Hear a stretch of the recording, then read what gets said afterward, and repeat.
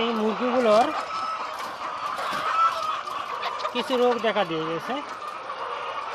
সেটা হচ্ছে এরা ঝিমিয়ে থাকে, সর্দি, কাশি এবং ফাউল পরালা ও রানীক্ষেত। এদের কারণে এই যে দেখেন খাদ্যগুলো ঠিক মতন তারা খাইতে পারতেছে না। ডিমও প্রোডাকশন কম।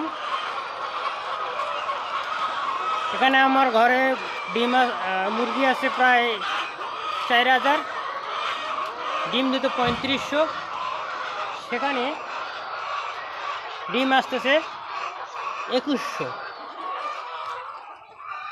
এদের চিকিৎসা চলতেছে,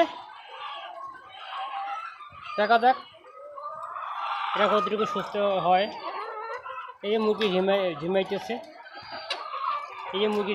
এটা ডিম পারতেছে না। এই যে এখানে কেবল এরা 5টা মুরগির মধ্যে একটা ডিম পারছে।